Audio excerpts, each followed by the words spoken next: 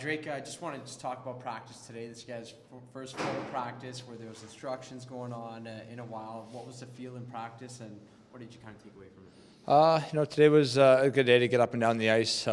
Especially a long travel day back from Florida and an off day yesterday. It was good to get out there and do some skating.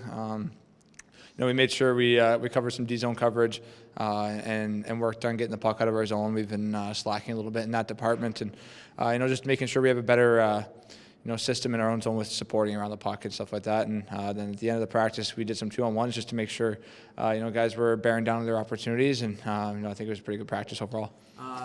Speaking about your game, last game you were playing some very important minutes alongside McDavid and Draisaitl. I guess the first question is, how much does that mean to you to have the coach's support to be put out there in such critical minutes? Yeah, absolutely.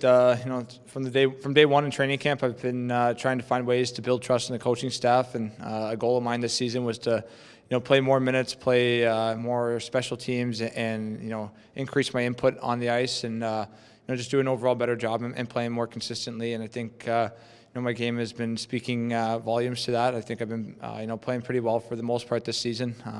Obviously, there's things that you want to improve every game no matter what, but I'm pretty happy with where my game is at right now. I just got to make sure I stay on top of it. And as for last game, playing those minutes, it speaks loudly that I can gain some trust from the coaching staff, and I'm able to step into those roles, and just got to make sure I do a good job in those opportunities and kind of run away with those. Speaking to the team, talked to a couple of guys after Florida. They mentioned that they were pretty happy with their game. It's just a matter of execution. So when you're coming back now for a quick 2-game homestand, is it a matter of hitting the reset button or working on the good things that you guys have been doing during this road trip? Yeah, a little bit of both. I think, especially the Tampa game and the Florida game, I thought there was a lot of good things that we did.